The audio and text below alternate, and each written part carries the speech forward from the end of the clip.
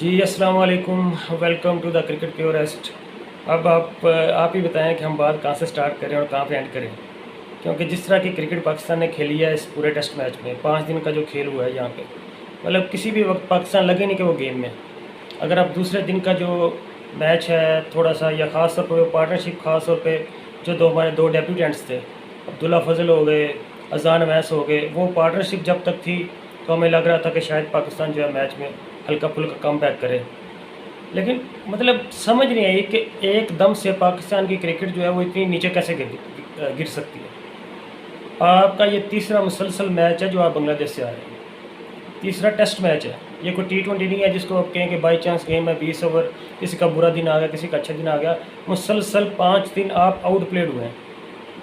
किसी भी आप शोबा देख लें, आप फील्डिंग देख लें, आप बैटिंग देख लें, आप बॉलिंग देख लें, किसी शोबे में आप बांग्लादेश का कंपटीशन में भी नहीं थे। और मैंने सारी प्रेस कॉन्फ्रेंस सुनी बैठ के, यहाँ पे मैचेस से पहले भी, मैचेस के दौरान भी। जी हम वर्ल्ड WTC का फ़ाइनल खेलेंगे, हम WTC का फ़ाइनल खेलना चाहते हैं, हमारा एम ये है, हमारा वो है, हम सीरीज़ नहीं देख रहे। भैया आप कैसे खेलेंगे वर्ल्ड टेस्ट चैम्पियनशिप का फ़ाइनल? आप कैसे खेलेंगे? इस परफॉर्मेंस के साथ खेलेंगे आप WTC का फ़ाइनल, जहाँ पे आप बांग्लादेश को नहीं हरा पा रहे। और with due respect to Bangladesh, कोई भी बांग्लादेशी होगा वो बुरा नहीं मनाए इस बात पे, लेकिन आपको देखना पड़ेगा कि आपकी क्रिकेट कहाँ पे है एज अ पाकिस्तानी। अगर आप टॉप 4 टीम्स के अगेंस्ट कम्पीट करना तो छोड़ दें, अगर आप लो जो रैंक 4 टीम्स हैं उनके अगेंस्ट भी आप 1 साइड 5 डे मैचेस हार रहे हैं, तो आप फिर कहाँ पे खड़े हैं आप? और ये अभी से नहीं हो रहा है, ये पिछले 2-3 साल से हम देख रहे हैं। वो टेस्ट हो जाए, वो ODI हो जाए, वो T20 हो जाए, कोई भी टीम हो जाए, वेस्ट इंडीज़ की टीम यहाँ पे आती है, हमें अपने होम ग्राउंड में टेस्ट मैच हरा के जाती है।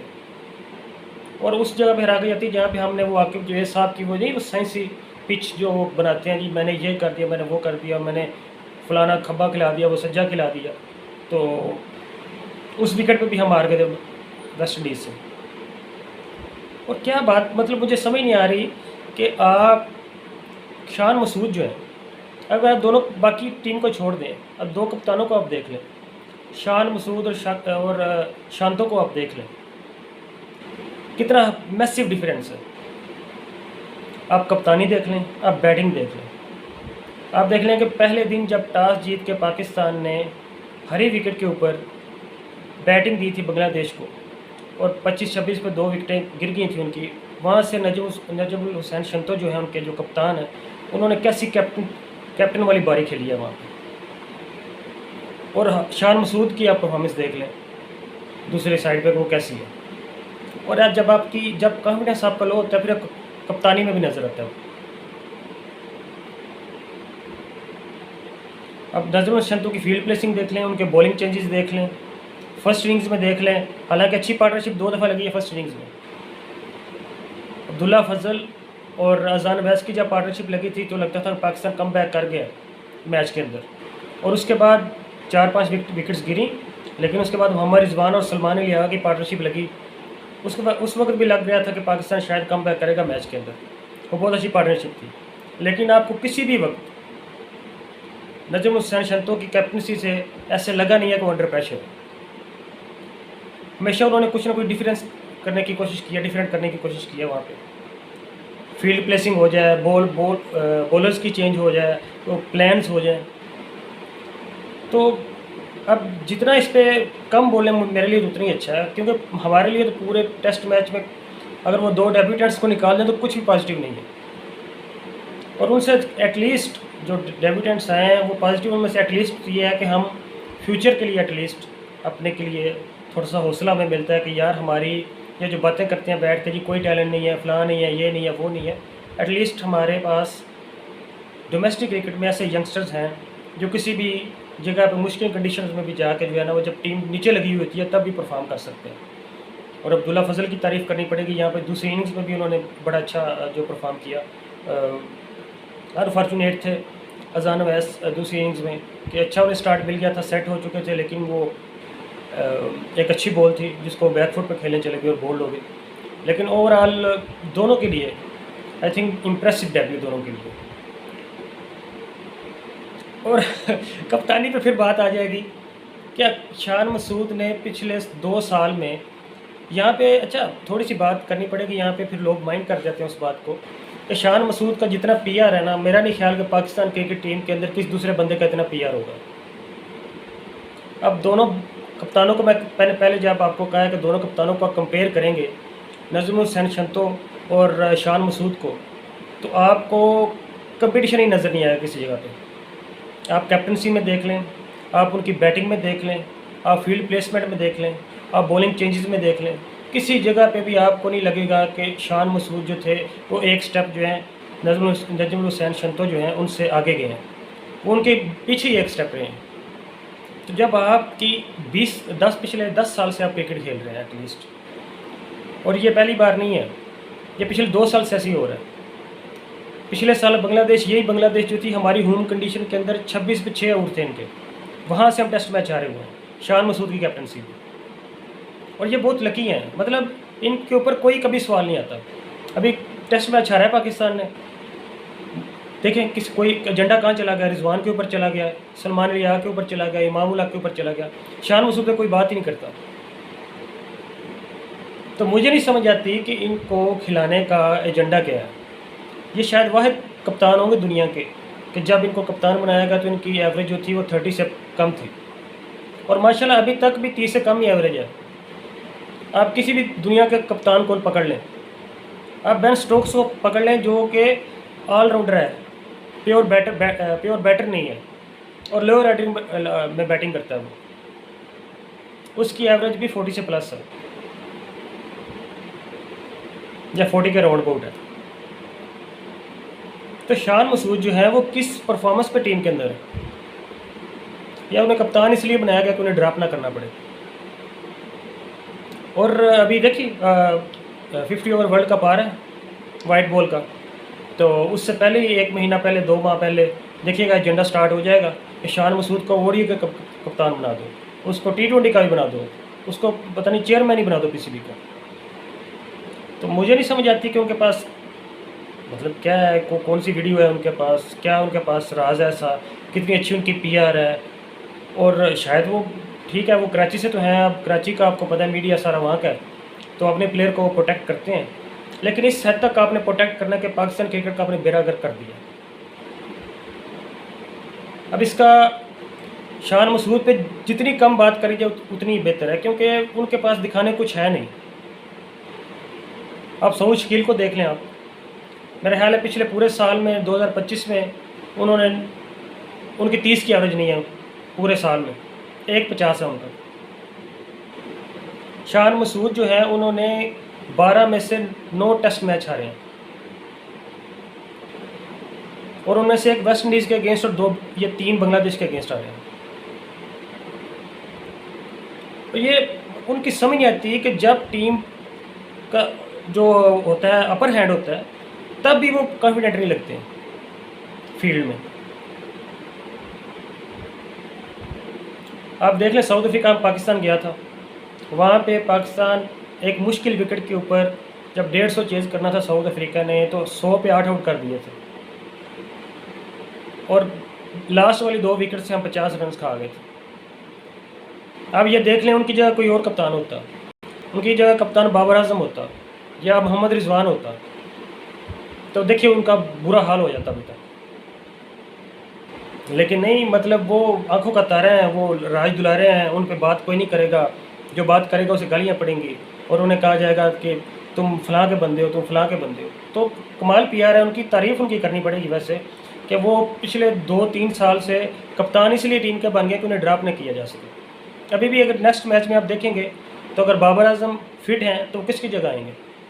असूली तौर पर शान मसूद की जगह नहीं बनती, उनको ड्रॉप करना पड़ेगा, लेकिन वो नहीं होंगे,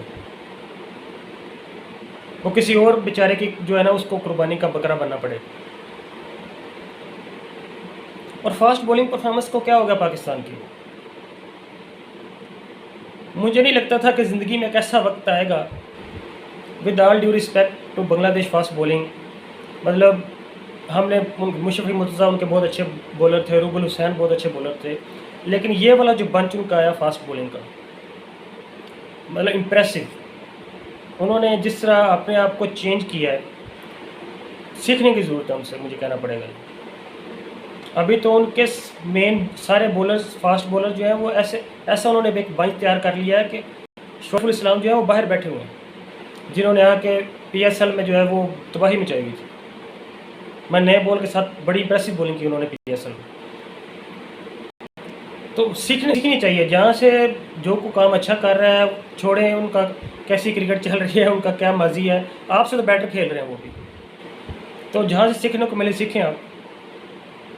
और हमारे जो बॉलर्स हैं और सिलेक्शन पे भी टीम सिलेक्शन कमेटी को भी ये समझना पड़ेगा कि जब कोई भी फास्ट बॉलर जो है वो 1.5 महीना 1 महीना इतनी हाई इंटेंसिटी क्रिकेट जो है PSL की वो खेल के आ रहा हो, जहाँ पे बहुत ज़्यादा प्रेशर होता है, जहाँ पे बहुत ज़्यादा मीडिया की नज़र होती है आप पे, जो आपका हाई प्रोफाइल टूर्नामेंट है पूरे साल का, जब वो खेल के आ रहे हैं तो आपको 1 हफ्ते के अंदर ही उनको टेस्ट क्रिकेट की ज़रूर खिलानी है। आप इजीली यहाँ पे खुरम शहजाद को खिला सकते थे या ऐसे प्लेयर्स को खिला सकते थे। दानी की आपके पास ऑप्शन थी कि जिन्होंने PSL में ज़्यादा बॉलिंग नहीं की है, जो फ्रेश है, आप इजीली उन बॉलर्स को खिला सकते थे। पूरा जो बॉलिंग अटैक है वो ऐसे लग रहा है कि जिस तरह पता नहीं वो सुबह उनको कोई एक और मैच खेलना पड़ता है और शायद बाद में आके जो है ना वो नाश्ता करके वो दूसरा मैच खेलते हैं। हर बॉलर ही थका हुआ लग रहा है, बॉल ही पहुंच नहीं रही है किसी की। 130 जो है ना वो टच करना भी मुश्किल हो गया। तो हमारी बॉलिंग तो ऐसी नहीं थी पाकिस्तान की। पाकिस्तान की फास्ट बॉलिंग तो इस हवाले से नहीं जानी जाती थी। हमारा तो वो मुल्क है जहाँ पे वसीम अकरम आए हैं, वक़ार यूनुस आए हैं, इमरान खान आए हैं, शुएब अख्तर आए हैं, मोहम्मद जाहिद आए हैं, ऐसे ऐसे बॉलर्स हमने पैदा किए। तो अभी क्या हो गया एकदम, मेरा ख्याल है ये जो लोग अनफॉर्चुनेटली काबिज़ हो गए हैं PCB के ऊपर आके पिछले 2-3 साल में, जिन्होंने सिर्फ इसलिए कि हमें कुछ लोगों के नाम नहीं पसंद, कुछ की शक्ल नहीं पसंद, कुछ का ID कार्ड नहीं पसंद, कुछ का बेफाम नहीं पसंद, ठीक है, कुछ का कुछ नहीं पसंद, कुछ का बात करना नहीं अच्छा लगता, कोई इंग्लिश नहीं अच्छी बोल सकता, इस बेस पे हमने लोगों को ड्रॉप किया हुआ है। आपका बेसिक काम है क्रिकेट खेलना और अच्छी खेलना और टीम को जितवाना। आपका मकसद, अगर शान मसूद इसलिए कैप्टन है कि वो इंग्लिश अच्छी बोल सकते हैं, तो आप फिर क्लब क्रिकेट बंद कर दें, वहाँ पे आइट्स का कोर्स कराया करें आप लोगों को। क्या फ़ायदा लोगों का जो 10-10 15-15 साल जो है वो क्लब क्रिकेट में जलील हो के आते हैं। क्या पाकिस्तान के अंदर सिर्फ वही लोग क्रिकेट खेल सकते हैं कि जिनके पास पैसा है, जो अच्छे स्कूलों में तालीम भी दिलवा सकते हैं और अच्छे क्लब में क्रिकेट भी खिलवा सकते हैं, सिर्फ वो बच्चे खेलेंगे? जिनके पास तालीम हासिल करने की अपॉर्चुनिटी नहीं है वो कहाँ जाएंगे? और वो बेटर क्रिकेटर्स हैं। तो ओवरऑल हमें ये जो इन्फीरियरिटी कम्प्लेक्स है ना एज अ नेशन, कि फ़लाँ देखो माशाल्लाह कैसे इंग्लिश बोलता है, जब भी नया प्लेयर आता है मैं देख रहा होता हूँ, आज भी जो डेब्यूटेंट्स आए हैं वो सारे चेक यही कर रहे होंगे, इंग्लिश बहुत अच्छी बोल लेता है भैया। इंग्लिश बोलना क्राइटेरिया नहीं है। इस इन्फीरियरिटी कॉम्प्लेक्स को जो है ना वो ख़त्म करना पड़ेगा हमें एज अ नेशन। हमको क्रिकेट की बेस पे क्रिकेट टीम सेलेक्ट करनी पड़ेगी। वैसे तो हम बड़ी मिसालें देते हैं जी, रोनाल्डो इंग्लिश नहीं बोलता, मेसी इंग्लिश नहीं बोलता, लेकिन जब अपनी टीम के ऊपर आती है तो फिर एजेंडे स्टार्ट हो जाते हैं। उसको ये नहीं करना आता, उसको बोलना नहीं आता, उसको फलां नहीं करना आता। उसका प्राइमरी रोल है क्रिकेट खेलना, वो उसे खेलनी आनी चाहिए। अगर नहीं आती तो भाई वो कुछ और काम कर लें, वो डोमेस्टिक खेल लें। लोगों का जो आने वाले लोग हैं उनको सिखाएं, कुछ उनको इंग्लिश सिखा दें। हमें तो इस तरह जलील नहीं करें जिस तरह 2-3 साल से पाकिस्तान क्रिकेट जलील हो रही है।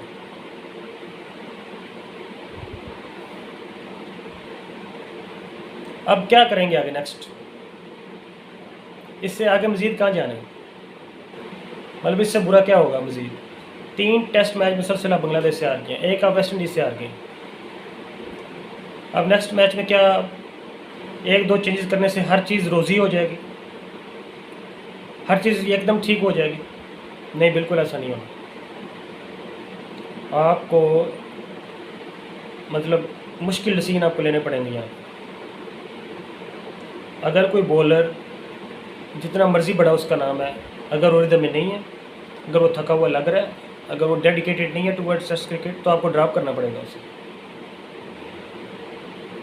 आपको बॉलर्स चाहिए कि जब वो शाम को जब लास्ट सेशन चल रहा होता है उस वक्त भी जब वो अपना 15वां 16वां 20वां ओवर भी करने आए तो उनकी पेस नहीं गिरे।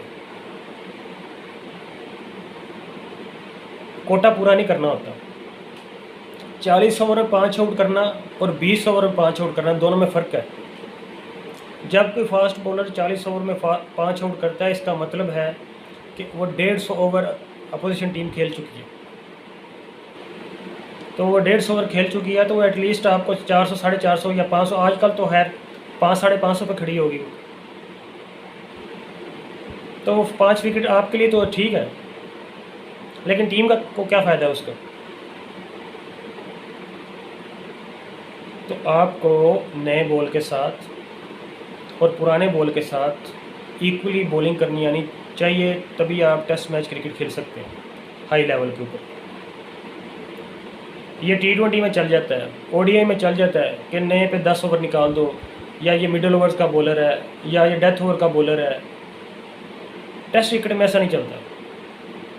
यहाँ पे आपको हर सेशन में, हर टाइम पे, हर बॉल के साथ बॉलिंग करनी आनी पड़ेगी, अदरवाइज़ फिर आपकी जगह नहीं बनती।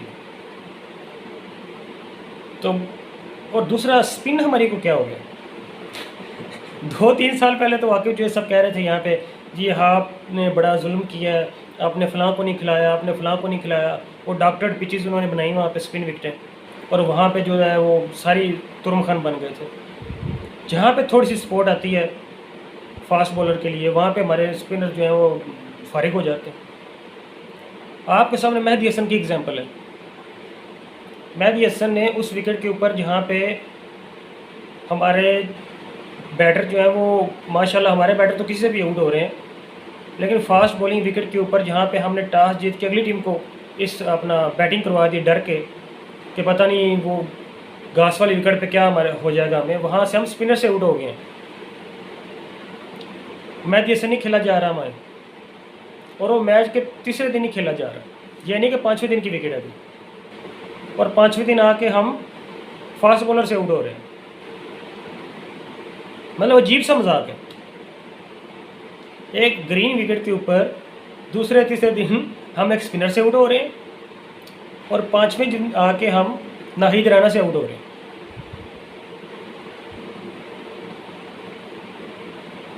तो अब देख लें कि अब मिडिल ऑर्डर की बात कर लें, किसकी बात करें वहाँ पे। सऊद शकील की बात करें, शान मसूद की बात करें, सलमान अली आगा की बात करें, या रिजवान की बात करें। चलिए आगा और रिजवान जो है वो तो फर्स्ट इनिंग्स में उन्होंने एटलीस्ट, अगर वो 100-125 की पार्टनरशिप ना करते तो शायद अभी एक इनिंग्स से हम हार रहे होते। और सऊद शकील जो हैं वो क्या सिर्फ वो स्पिन विकेटों के बैटर हैं क्या? जब तक कोई अच्छी स्पिन मतलब विकेट नहीं मिलेगी उनको, उनके मतलब की, वो स्कोर नहीं करेंगे। और उन्हें सिर्फ इसलिए टीम में रखा हुआ है। अभी अगर वो स्कोर कर लेते हैं तो दुनिया के बेस्ट प्लेयर बन जाते हैं मीडिया के ऊपर। और अभी उनसे कोई सवाल करने वाला नहीं है कि पिछले पूरे साल में आपकी एक 50 है। यही परफॉर्मेंस अगर किसी की हो, बाबर आजम की या रिजवान की या किसी ऐसे प्लेयर की जो मीडिया की नज़र में रहता है, उसका बेड़ा गर्क हो जाता है, और इनको कोई पूछने वाला भी नहीं है। तो कौन जिम्मेदार है इस चीज़ का? अगर हम बात करेंगे यहाँ पे, जी एक माफिया है जो जिसने अपने प्लेयर्स खिलाने के लिए ये ड्रामा किया हुआ है, तो फिर लोग माइंड कर जाते हैं, फिर गालियाँ आनी स्टार्ट हो जाती है। तो वो कौन लोग हैं जिन्होंने सिर्फ अपने प्लेयर्स को खिलाने के लिए, अपने मज़े के लिए 2-3 साल पहले क्रिकेट का बेड़ा गर्क कर दिया था। फ़लाँ में कप्तान पसंद नहीं है, फ़लाँ में ये पसंद नहीं है, फ़लाँ वो पसंद नहीं है। अब कौन जिम्मेदार है आज की परफॉर्मेंस का? जो पिछले 3 साल में हम कुछ भी नहीं जीत रहे हैं, ना टेस्ट मैच जीत रहे हैं। अभी बांग्लादेश गए थे, वहाँ से ODI सीरीज़ भी हार के आए हैं, अभी टेस्ट मैच हार रहे हैं। T20 वर्ल्ड कप में हमने T20 का भी हाल देख लिया। तो कोई जिम्मेदारी लेगा इसकी कि नहीं? या आकब जुवैद साहब उसी वक्त आएंगे जब वो एक स्पिन विकेट के ऊपर आप 10-20 जो है ना वो विकेट से ले लेंगे 2 दिन के अंदर, तो वो अपना झंडा लहराते हुए आ जाएंगे, ये मेरा कारनामा है। अब कौन आएगा सामने?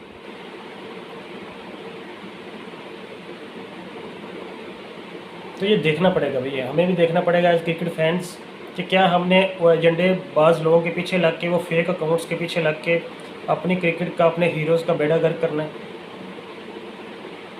या हमने अपनी क्रिकेट की बेहतरी के लिए जो है अपने प्लेयर्स का साथ देना है जिन्होंने आपको पता है कि वो कौन प्लेयर्स हैं जिन्होंने पिछले 5 6 7 साल में दुनिया के नक्शे के ऊपर पाकिस्तान की क्रिकेट को दोबारा लेके आए हैं, जिनका नाम रैंकिंग्स में आता है,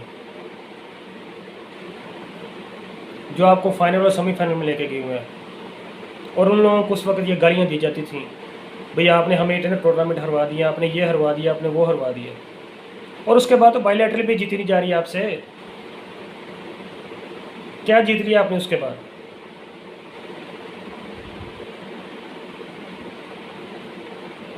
अब लेटेस्ट मैच के लिए क्या करना पड़ेगा? क्या कर लेंगे नहीं आप? आपके पास बेंच पे कौन कौन है? आपके पास स्पिन में आप क्या खिला सकते हैं? साजिद खान को खिला लेंगे आप ज़्यादा से ज़्यादा, शाहीन या हसन अली को ड्रॉप करके खुरम शहजाद को खिलाना पड़ेगा। बाबर आजम को आकब जुवैद साहब अगर इजाज़त देंगे तो शायद उनको भी खिला दें, अगर वो नहीं इजाज़त दें तो शायद ना खिलाएं। पता नहीं वो फिट थे, अनफिट थे, क्या चक्कर था, कुछ किसी को कुछ पता नहीं। लेकिन क्या मसला ये है कि क्या इन तीनों के खिलाने से आप एक दिन से कोई बड़ी कोई सुपरस्टार टीम बन जाएगी? क्या आप टॉप रैंक टीम को हराने लग जाएंगे एक दिन के अंदर? जो होल्स है ना आपके अंदर, जो क्रिकेट टीम के अंदर, जो हमारे सिस्टम के अंदर होल्स हो गए हैं, वो इस टेस्ट मैच से बहुत ज़्यादा गहरे हैं, जिनको एड्रेस करना पड़ेगा। इस पर मज़ीद भी आप बात करते रहेंगे इंशाल्लाह। आप हमारा साथ दीजिए, हमारे साथ रहिए, लाइक कीजिए, सब्सक्राइब कीजिए, और अगर जो भी लोग मुझसे एग्री करते हैं या डिसएग्री करते हैं, और डिसएग्री करते हैं तो क्यों करते हैं उस पर भी कमेंट कीजिए, तो फिर इंशाल्लाह आपसे बात जो है ना वो अब होती रहेगी इससे। ओके जी, अल्लाह हाफिज़।